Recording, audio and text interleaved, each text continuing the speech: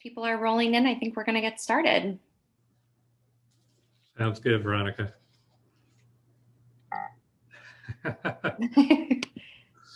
My sweater is a hit. That's good. Today we are braving this conversation with honesty, vulnerability, and a willingness to embrace the discomfort. And for that, no matter how difficult it may be to stand on the side of truth and justice, I believe this school has done its best to answer the call. It's about recognizing that we live in a country that for centuries has created structures and systems that by design gave power to people who looked like me and kept it from people of color. We ask everyone joining to bring an open heart and mind throughout our program, as our only mission is to continue Swain's inclusive culture for our students. We have a lot of work to do, be it internal, be it external. But I'm confident that we have our sleeves rolled up and our minds primed to see not only the ugliness of our world or our institution, but we are prepared to experience the more rewarding aspects of the beauty in seeing people as they are in the skin that they are wrapped in. If I'm not uncomfortable, what will change? And I am a proud member of this community.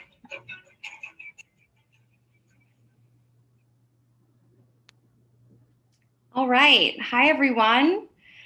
Welcome to Swain's virtual discussion series, Let's Talk, with today's topic revolving around diversity, inclusion, and more specifically, teaching early American history. What does that look like, and how can we better this at Swain?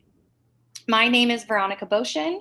I've been a faculty member at Swain for 6 years now, and I am again honored to be moderating this symposium.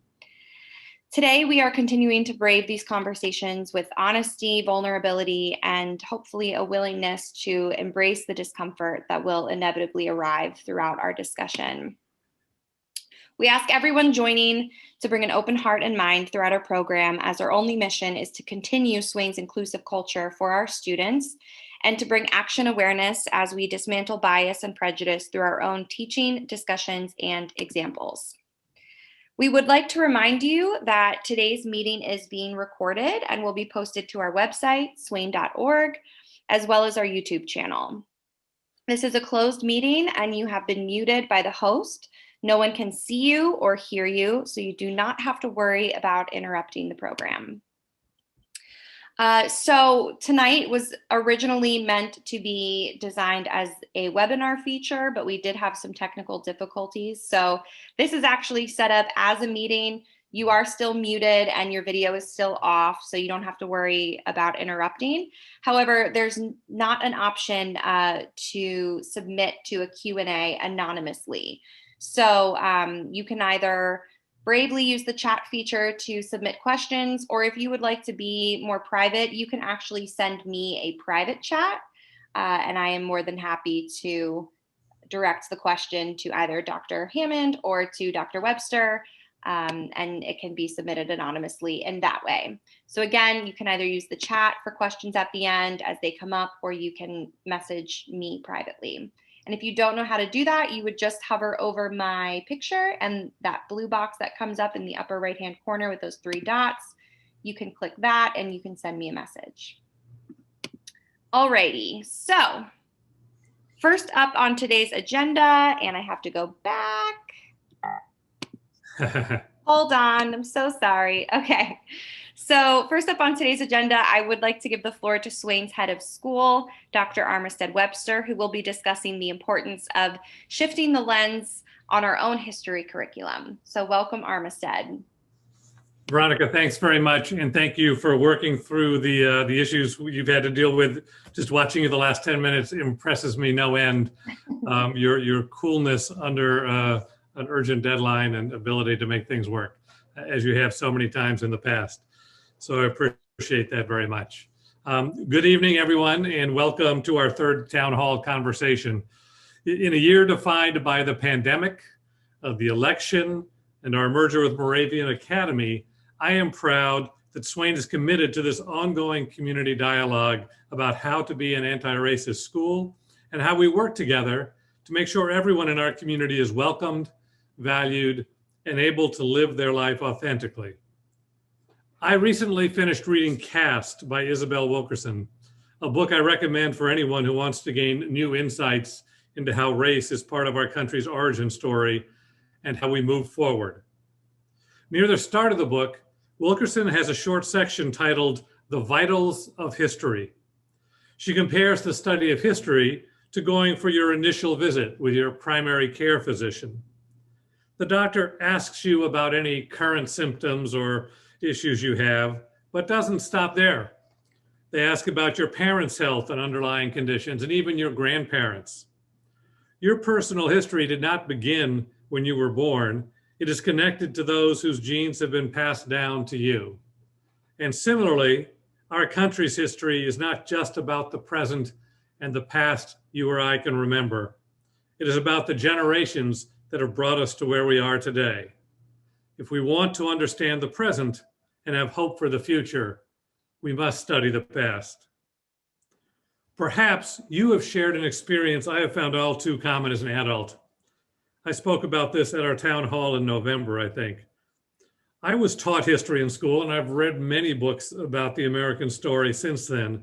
And still, I continue to learn about events that I am shocked I had not heard of before.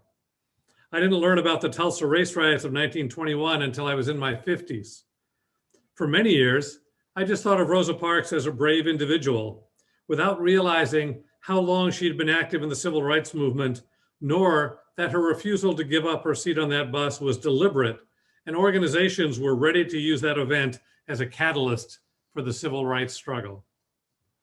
Those are just two examples of how my understanding of history has developed, and I'm sure you and I could both give many more. Every school makes choices about the content of their history curriculum and about how they present that content. Shifting the lens we are accustomed to and viewing familiar events from an unfamiliar perspective may be jarring or uncomfortable. I hope it's also exciting, but it will lead us to a deeper learning and better understanding of what our country's history has meant for all Americans. Swain is committed to this as a school and will continue this conversation in the months and years ahead. We are really fortunate to have Professor Tom Hammond with us tonight, and I thank you very much for taking time out of your evening to join us here at Swain. And thanks again to Veronica for all she's done to make this evening work, and also for the many other ways you help Swain and our students. So with all of that said, I am happy to mute myself and sit back and listen to what Professor Hammond has to share with us tonight. Thanks everyone for being here.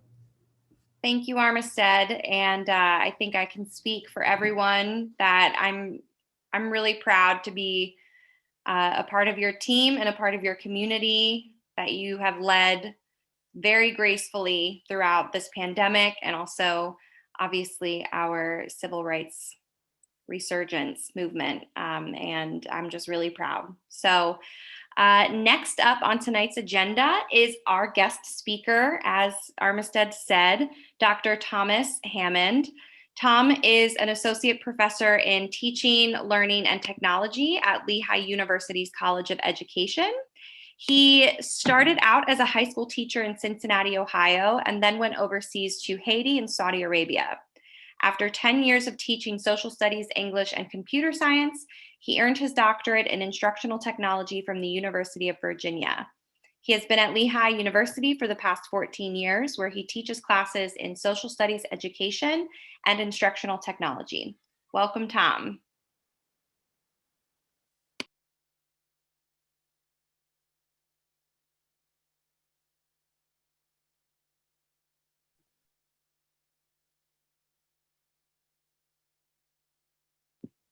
Tom, I think you're still muted. Okay. The line of 2021. Yeah. Okay. I think I'm fully operational now. Okay. So thank you very much. And apologies for a very bland title, but I really couldn't come up with something better for this. Let me introduce a little bit about myself. I'm going to tell a little bit of family history here, short detour into Scotland. It may resonate with some of you guys. So let's hit the next slide, please.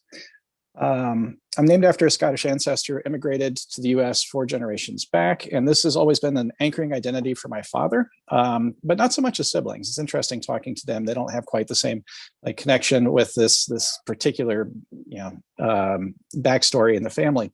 But for whatever reason, my father and I, like, this is something that we've identified with as an element of our heritage. Next slide, please. And Veronica, here we go. So it sort of got me thinking about, what is it that we do when we look to the past, whether it's personal past or national past? In what ways is it a window into the past, or is it a mirror reflecting, what we're interested in, what our intentions are? That it's not as straightforward as you might think it is. It's not like sitting down and doing a math problem. It takes you places. So if you explore Scottish history, you quickly recognize that it's a bit of a merchandising opportunity. In fact, if you have a very close eye for color and pattern, the tie that I was wearing and that wonderful headshot that Veronica provided up top, it's the same. It's, if you are an American of Scottish descent within a certain income bracket, you will be hunted down and sold things. And I will happily buy them. So an entire industry exists to support feelings of connection to Scottish or Irish or whatever heritage and history, and including genealogical databases and archives. In fact, there's even like a history of the Scottish peoples archive that is hosted both in as a physical location in Edinburgh and also online. So I got interested. I started digging around and thinking about history as self-invention, because Scottish history is a crazy mishmash of things. If I could sort of sum up, just the past 300-ish, 350-ish years, the first phase of that would be pretty tragic stuff. Lots of failed uprisings, clearances, suppression of Highland dress and culture, immigration then becoming like both a practice. So my ancestor leaving the country about 150 years after that, but also as a policy in which they would be, the upper class would encourage the lower classes to leave. So that would be sort of like phase one that sets up, the modern phenomenon of Scottish soccer fans watching the World Cup every 4 years, just giddy with anticipation of England losing, because Scotland's not in, but England is. Then next phase of the history would be from 1822 to the present, really weird thing, that they start to like very deliberately rebrand themselves. And it sort of has this weird turning point of a meeting between Sir Walter Scott and King George IV, in which he tells some stories and serves him whiskey, which was at that time, Scottish produced whiskey was banned. And it sort of begins this romantic view of the Scottish past. And it's become sort of like one of Scotland's main exports, that they're going to send out Sir Walter Scott novels. They're going to send out Drambuie. They're going to make, long-running novels and television dramas made off of novels. There will be Scottish Highland games celebrated all over the place, way out of proportion to what its historical actual footprint was. And to return to soccer, now Americans of Scottish descent can watch the Scottish national team fail to make it through World Cup qualifiers every 4 years, but at least that helps take the sting out of those years when the US team also fails to qualify.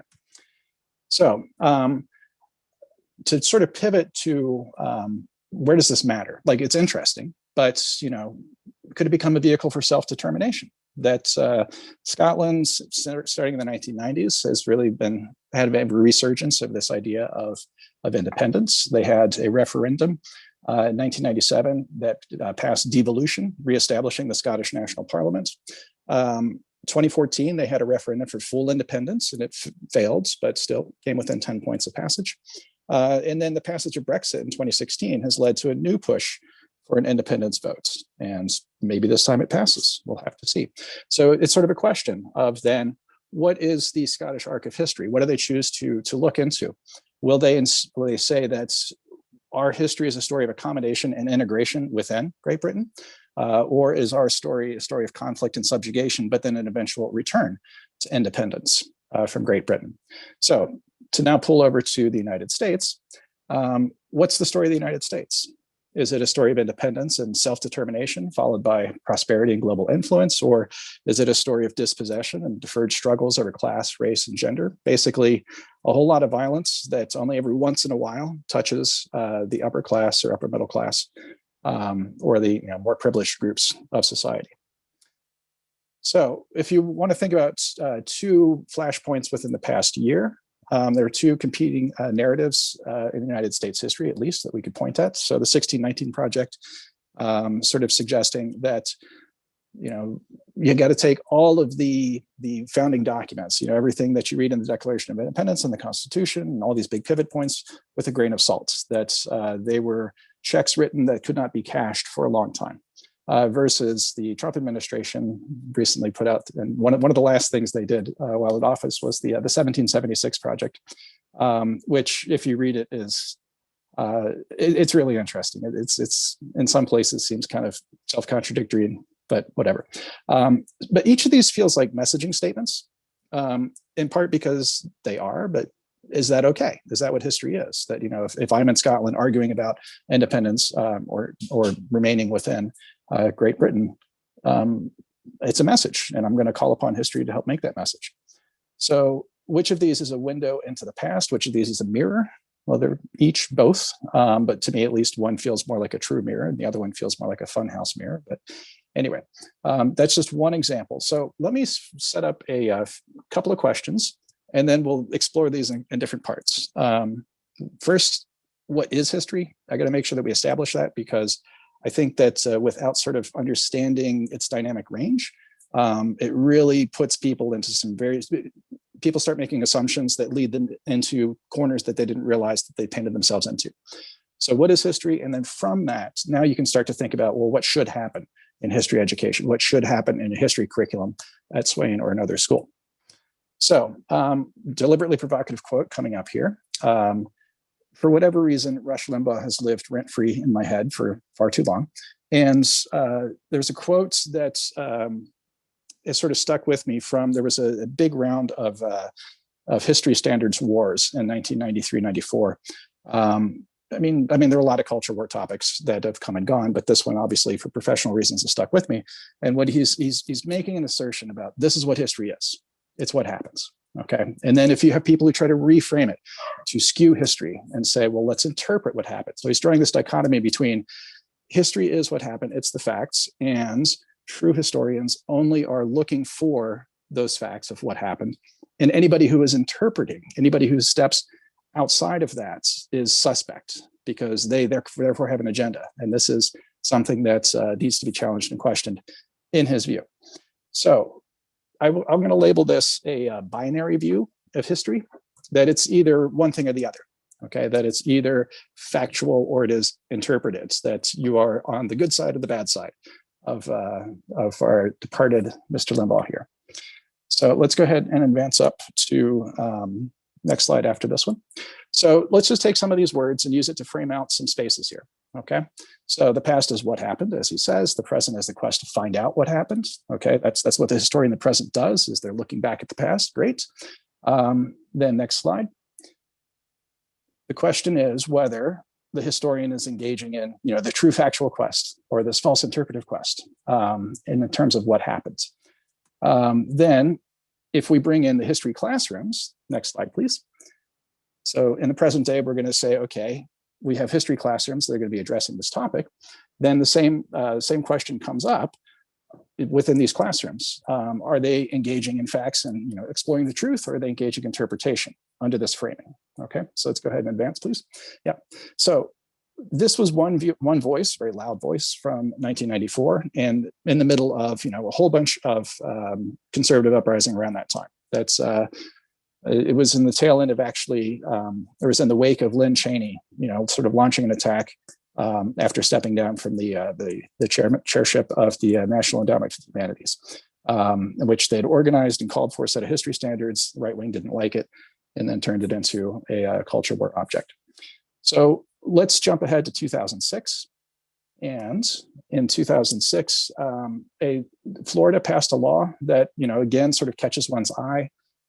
This is part of the budget bill that's making changes in the education code, but also allocating education funding for the next year.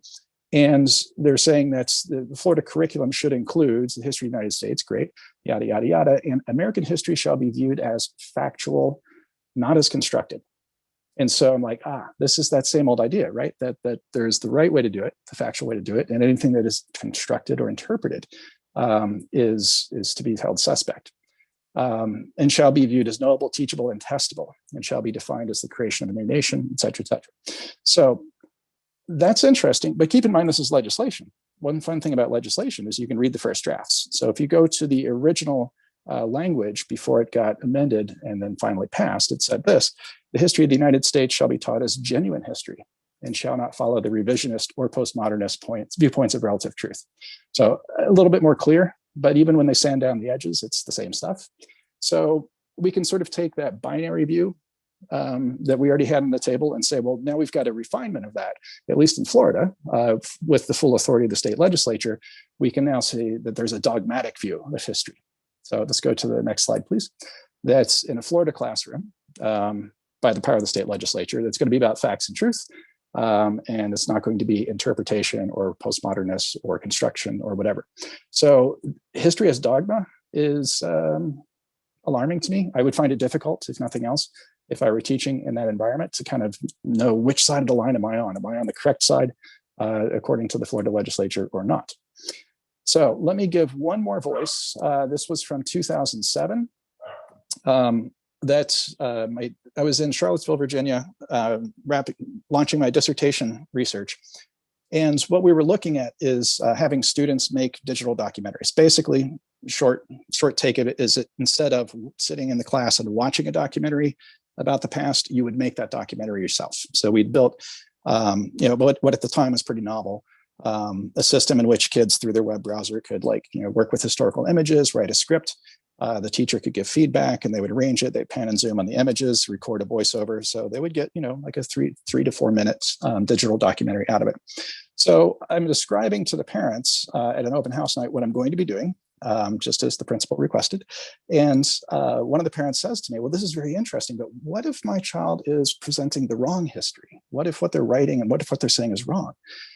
And I got to say, I had a lot of sympathy for that. That I think that's a reasonable view to have, and it certainly probably reflects everybody's experience in history classrooms. There's a lot of stuff in a history textbook, and at least in this project, the student is going to step around to the opposite side of the desk, so to speak, and they're going to make a documentary. They're going to present. It's going to live on the internet. That they're saying that this is the case about Japanese American internment, or whatever their topic is. So I would characterize this view of the past. If we can go to the next slide, please. That this view of the past is, let's call it the apprehensive view of history education, in which the student is worried, or the parent is worried, or the teacher is worried. Am I right or am I wrong? Okay. And again, I can sympathize with this, that history is complex, and we've all lived through a few historical revelations in our lifetimes, whether they're fake or real or uncertain. So for example, if you follow this kind of issue, in fact, I think the New York Times had a story about this today. That's starting in the 1950s through the 1970s. There were sort of bits and bits of information that would come out about the Dead Sea Scrolls, that they had been discovered post-World War II, but then they were very tightly controlled, and very few people had access to them. And it took not until 1991 was there a full publication of what they had at that time. So that's a complicated thing that comes out piece by piece, and you're never really sure how much of it are you seeing and how do you integrate that complex information into the story you might already have in your head. Or again, if you're old enough, in the early 1980s, a set of diaries purportedly popped up that were written by Adolf Hitler. And turns out they were fakes, but it took a while for that to kind of process all the way through. So again, I can see why you might be apprehensive. There's a lot to know. Some of it is, challenging. Or if you follow the last 10, 15 years, there's been a lot of rewriting of early human history. That's when I was a kid, I was told there's Neanderthals, there's Cro-Magnons, Homo sapiens comes along, and then everybody else kind of disappeared. Well, now with genetic examination, we have a much more complete picture that we have Denisovans, we have Floriensis, and then how do these groups all interact, because they overlap, and there's different hypotheses that, was it extermination? Was it integration? Was it gradual replacement? So things change. There's a lot to know. There's a lot more than can be taught, for sure. There's even probably more than one person can know out of all of these things. And that's, of course, why historians have to specialize. Let me give you one other quick sort of detour here. One thing I like to point out to my students, when you look at the past is never one thing.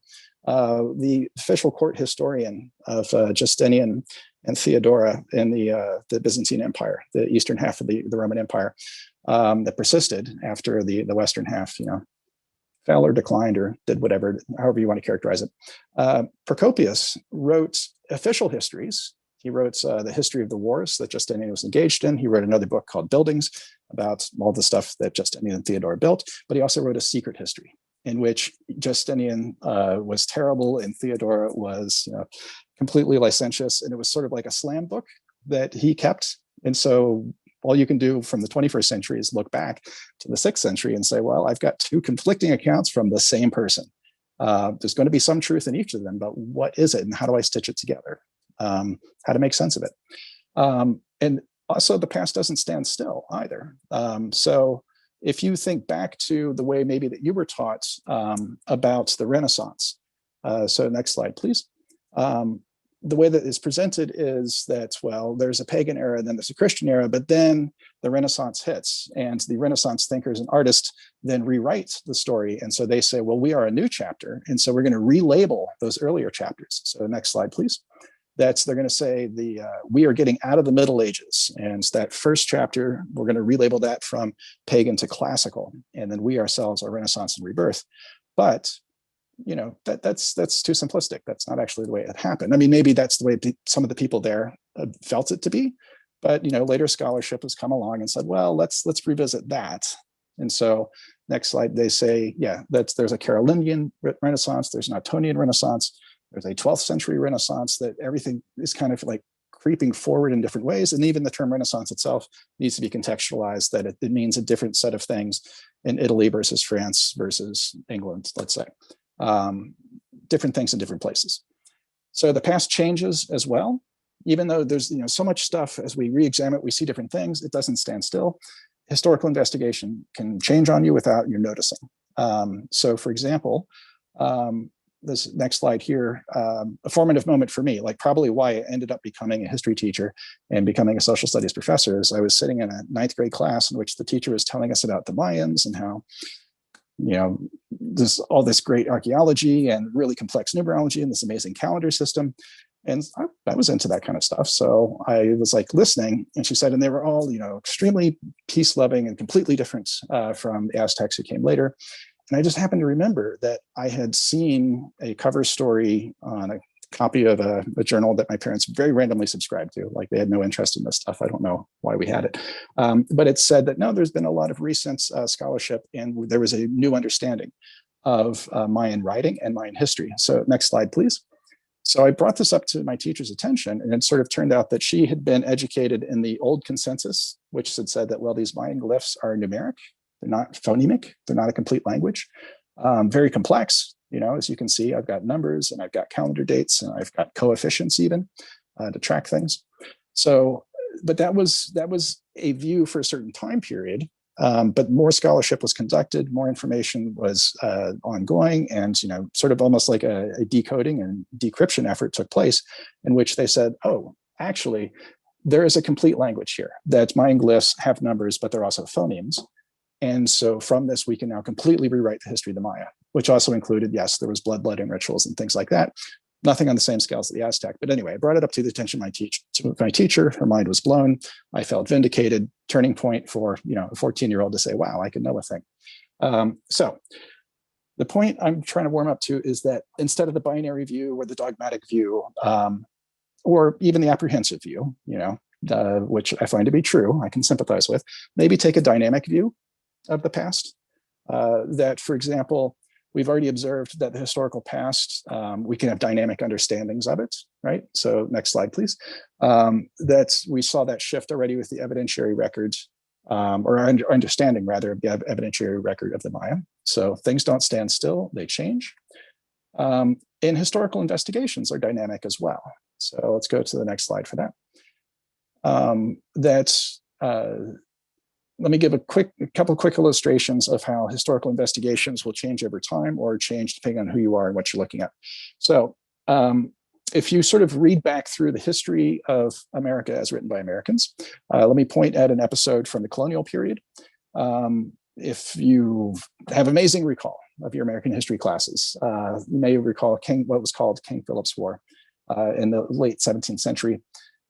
So this is sort of like the next inflection point after founding of Plymouth Colony, first Thanksgiving, the Pequot War, exiling of Roger Williams, that kind of stuff.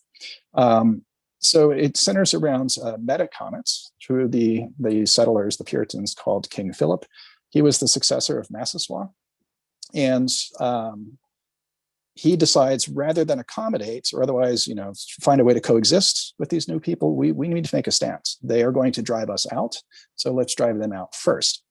So let me give you 3 quick excerpts from that time period.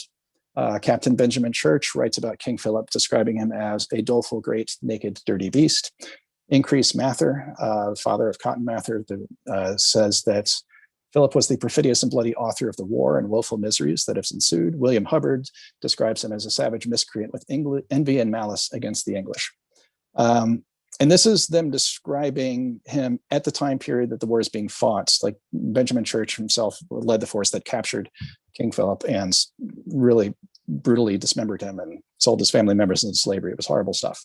So these contemporary accounts are dehumanizing. They're religiously filtered. They're placing all blame upon the other in both senses of that term, the other party, but also this other not us entity. But let's move forward, 140 or so years. So the early 19th century, Washington Irving, a name you probably recognize, writes of the same person that he is a prince, true to his subjects and indignant of wrongs, a soldier daring in battle, firm in adversity, with an untamable love of natural liberty. William Apis, 16 years later, pronounces him the greatest man that ever was in America. And so it will stand until he is proved to the contrary, to the everlasting disgrace of the Pilgrim Fathers. So it's a complete inversion. That's when we looked at Church and Mather, that we see they feel completely justified and they're making a very clear judgment in their minds, versus looking back from Apis and Irving, it is inverted, that they see Philip as being in the right or having a more noble cause, and seeing that their own progenitors, the pilgrims who settled in there, as being everlastingly disgraced. So if we see now that when you look at the past, it depends on where you're looking from. From the vantage point of the late 17th century, the view of metacomet is very different than the vantage point was from the early 19th century. And if you like this kind of thing, read up on Mormon history and really read Mormon history pre-1950 versus post-1950, and some of the more recent stuff as well. It's very fascinating that you can see a pivot from a first or second generation quest for authority into something that is very new and very different and very divergent. Okay, so let's look at one more example of shifting historical investigations. Here's a topic right in the center of the curriculum. So Thomas Jefferson. You can consider a history of Jefferson that places him in the context of other Enlightenment thinkers. So let's say John Locke, from whom he's going to lift, almost word for word sentences in the Declaration of Independence. Okay, so next slide for that.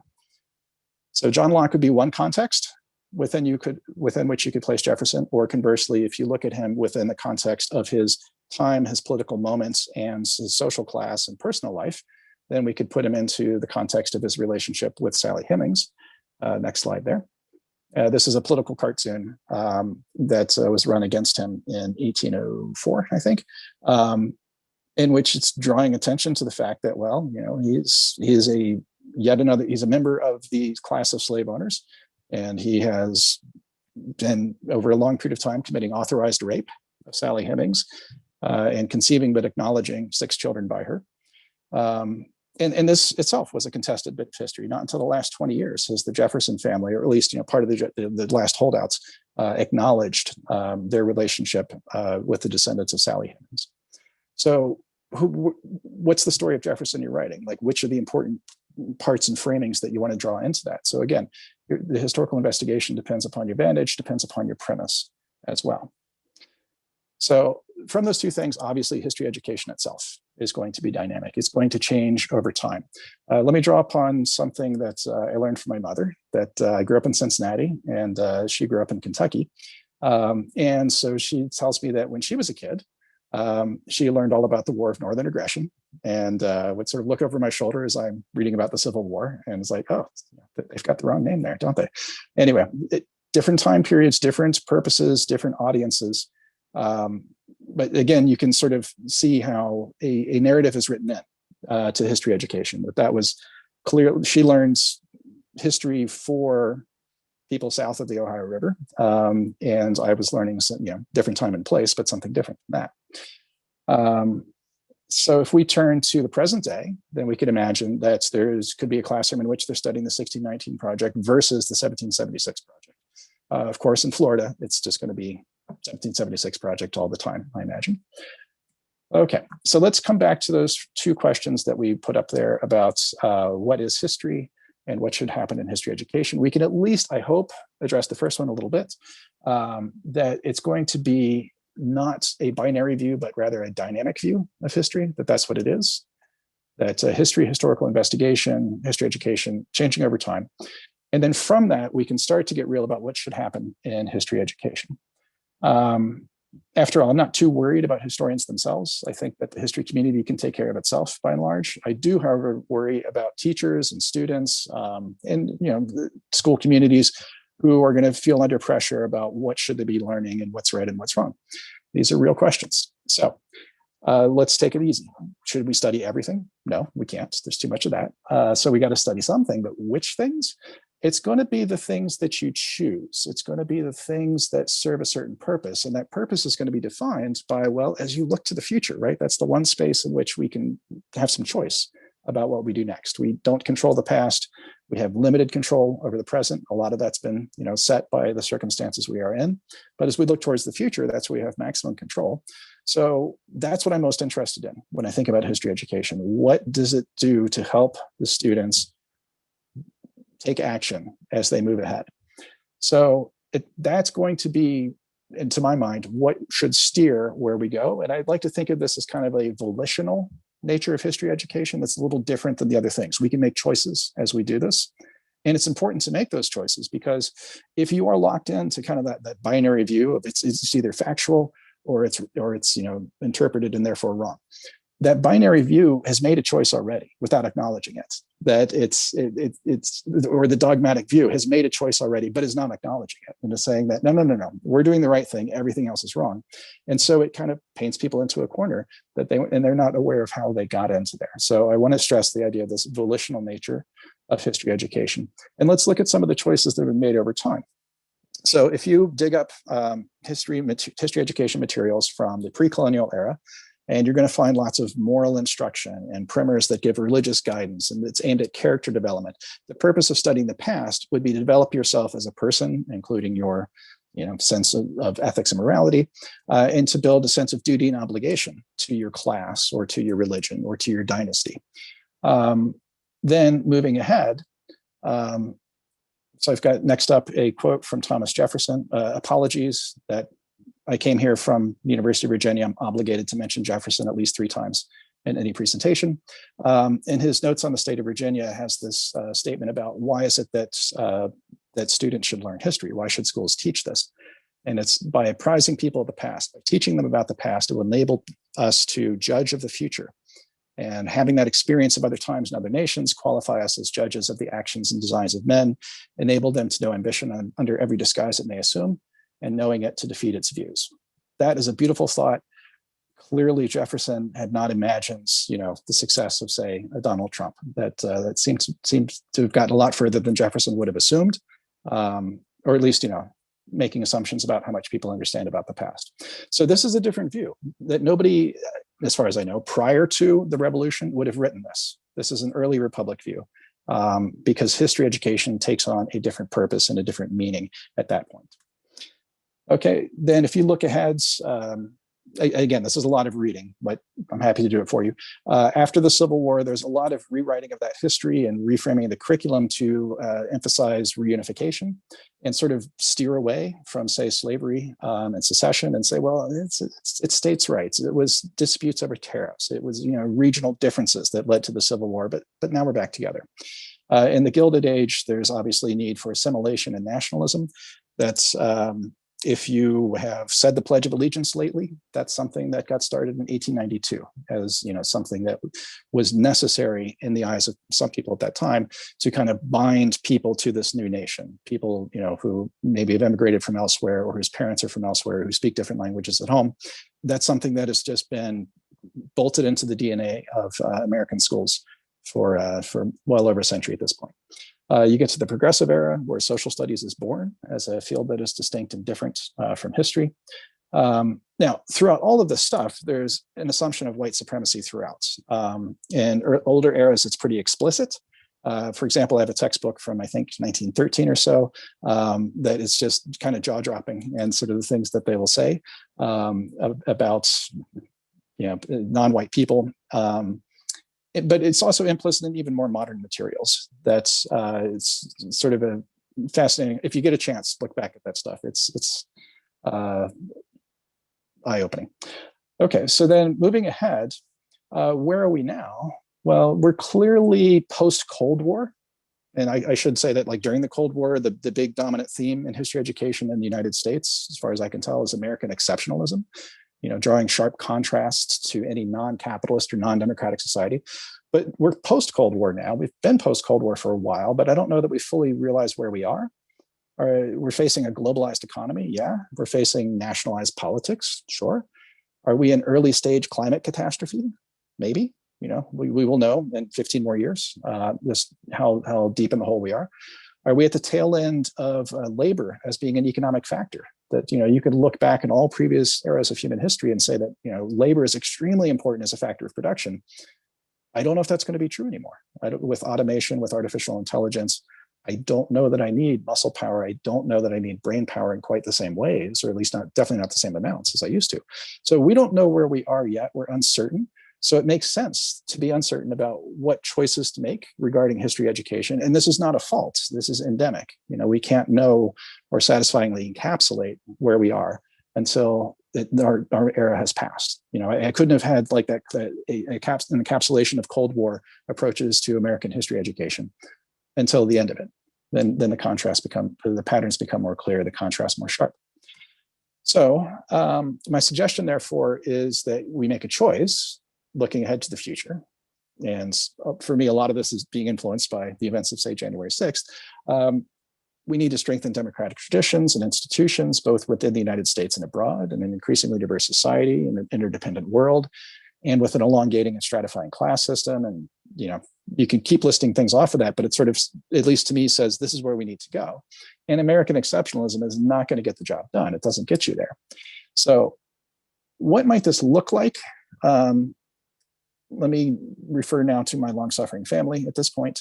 My son will sometimes ask me a question about some topic in history, very dangerous for him to do.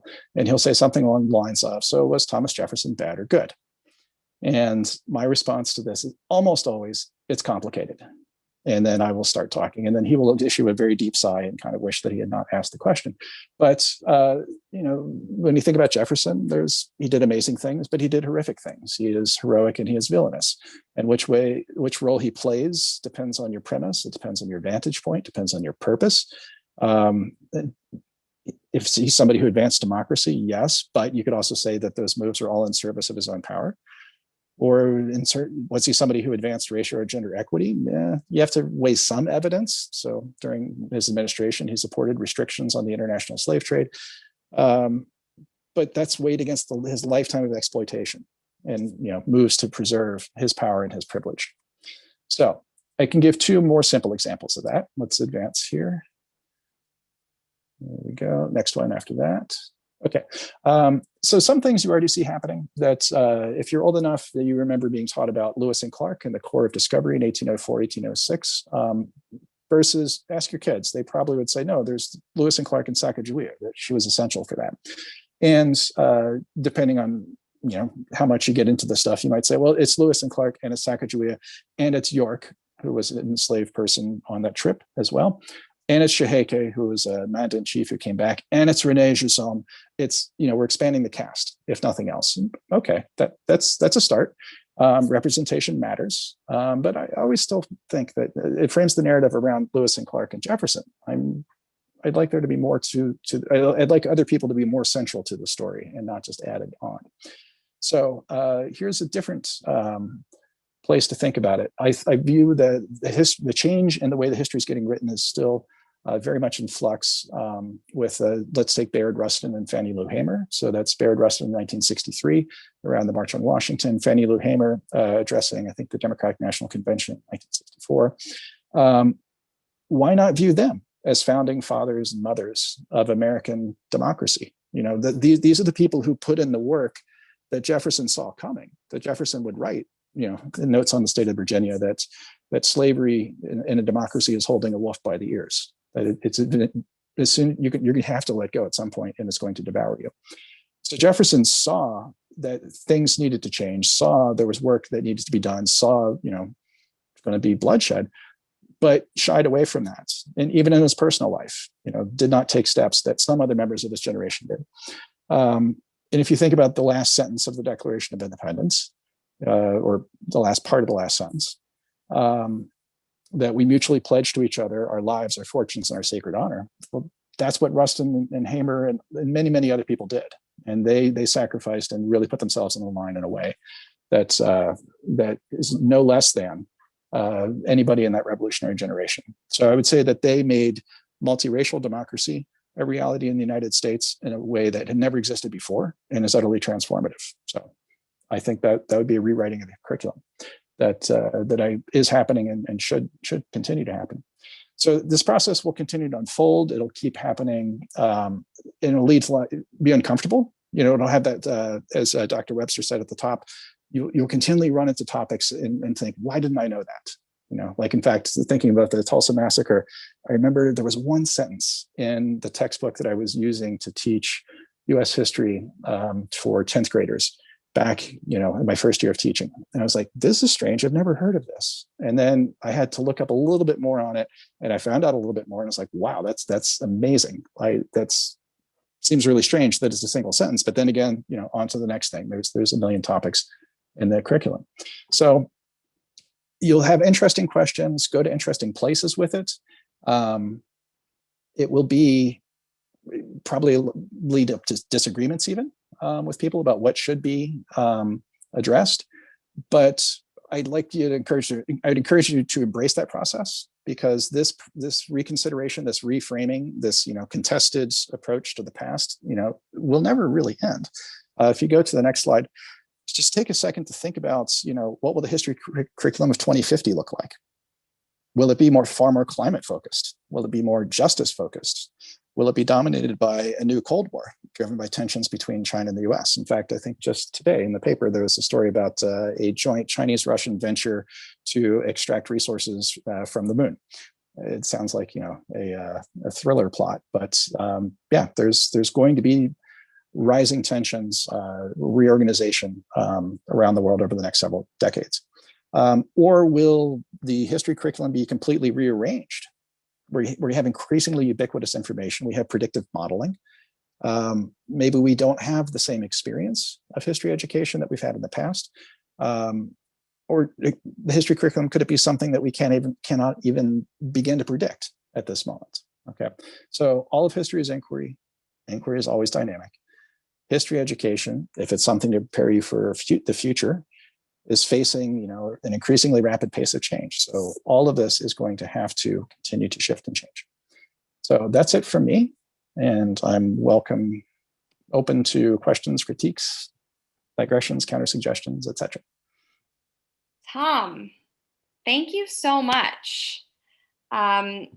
If I could just have like a morsel of your intelligence, that would be amazing. So like I said in the beginning, in case you missed it, we do not have the Q&A option because we had to change meeting formats. So I have already received some questions directly. If you'd like to chat just to me so that your questions remain anonymous, that is totally fine, and I can help direct them. So throughout the entire presentation, I was getting quite a few questions, and Armistead, maybe you can take some of these, but they were about our current curriculum and resources of teaching history dynamically and truthfully. So are you able to touch on what our current curriculum is? So I wish I could give a more in-depth answer than I'm going to be able to, right? The curriculum that I'm most focused on when it comes to history is our humanities curriculum.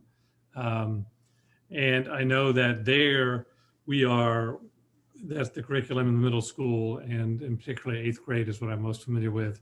We are working hard to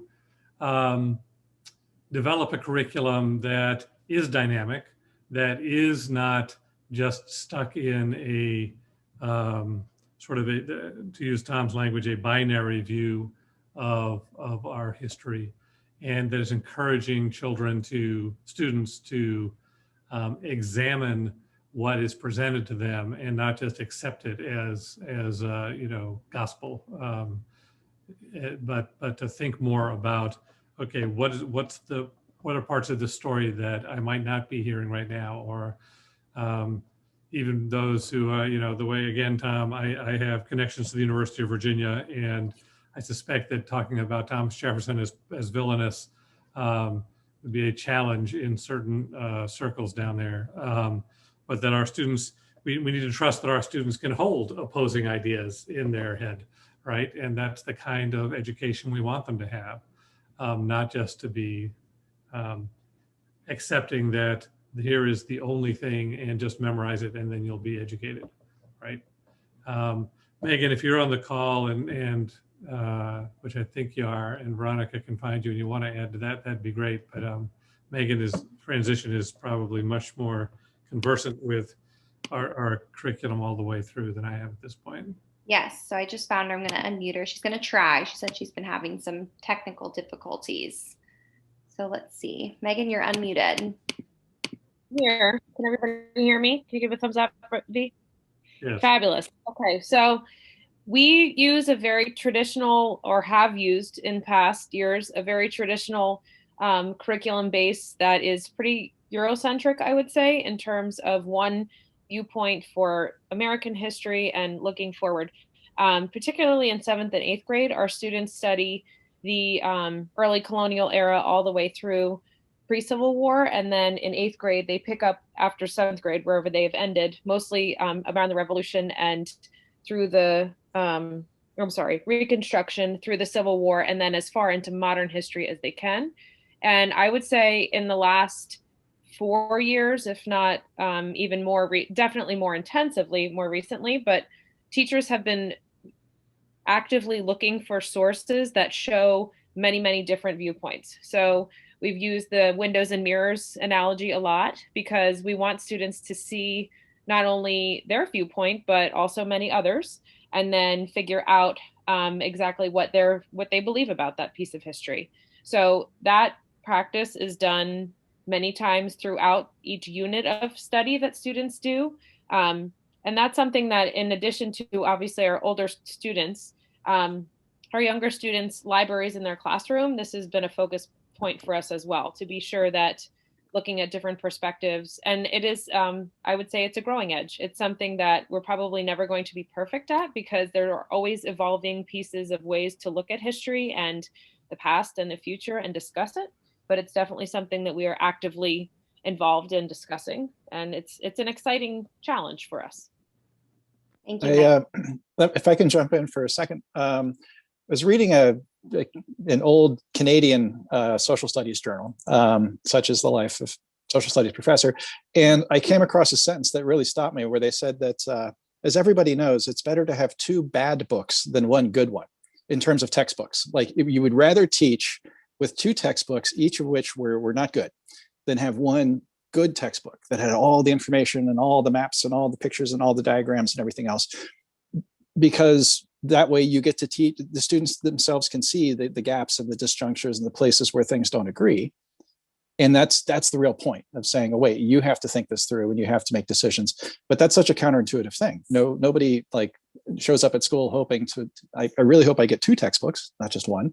And I hope that they're bad, like that. It's nothing, nobody would plan for that. But who knows, there might be some places to try something different. and see where it takes the students and takes that inquiry into the past. Yeah, so Megan, I think you may have actually answered this question already in your explanation of the curriculum, but we have an interesting question. It says, there's an African proverb that says, until lions have their own historians, the story of the hunt will always glorify the hunter. So does this dynamic approach of teaching history take the accounts of all entities and present the various narratives and leave the interpretation up to the students? So, for example, each is presented as a theory versus fact, and then allowing the students to come to their own conclusion.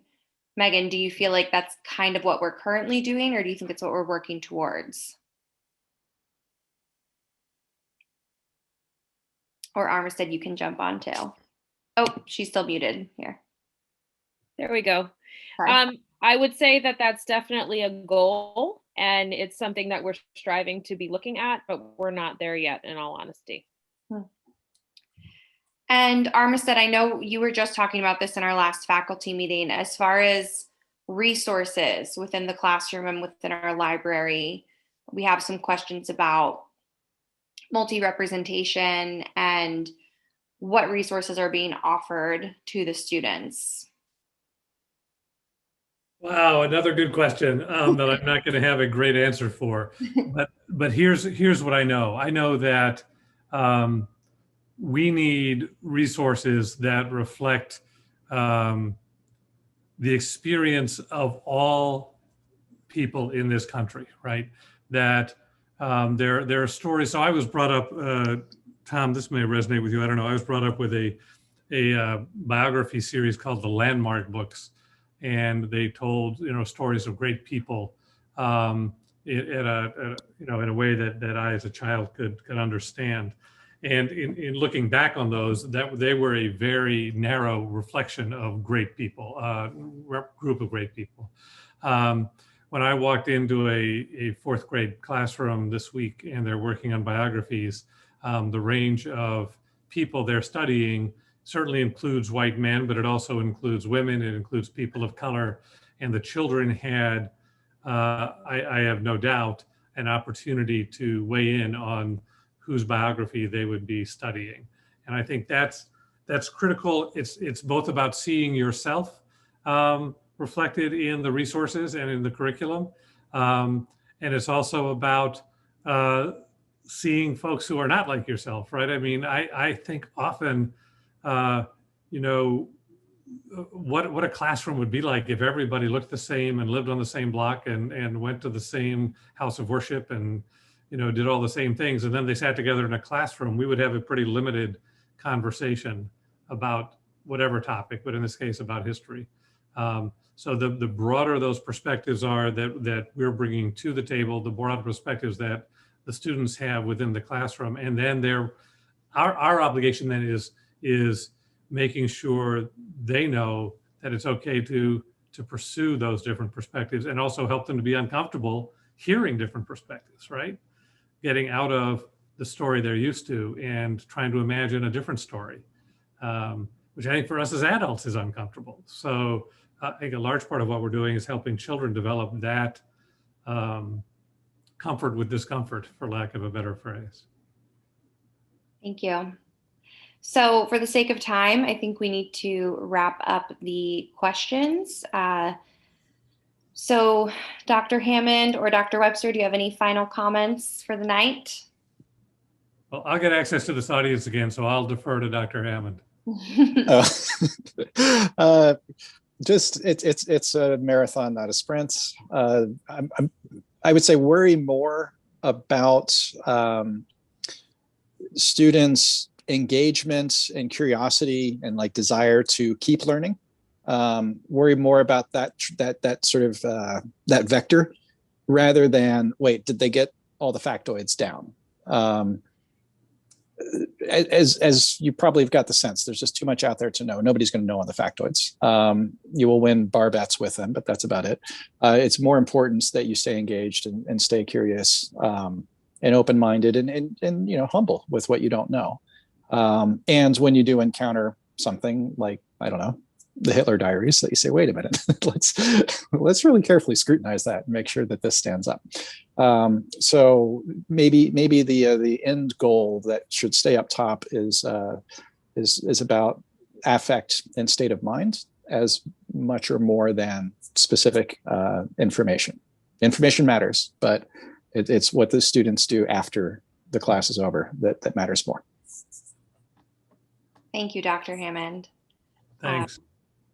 Yeah, the whole driving force and mission behind this Let's Talk series is for our community to be thinking about these things and to be reminded of how important it is to be thinking about these things. And I think everything you shared tonight really does show us how complex and dynamic our teaching can be when it comes to history. So I know I'm super impressed and grateful for your time. So I know it is 8:03. We really try and keep this to an hour. So at this time, we are going to end tonight's program. Thank you to everyone who joined the conversation. We know the work has just begun. We plan to continue this series. And as always, we're so proud to be a part of the Swain community. So tonight's episode of Let's Talk will be posted on swain.org. It will be on our YouTube page. And if you follow us on social media, feel free to submit any feedback that you might have on our event. So thank you everyone for joining, and I hope you have a great night.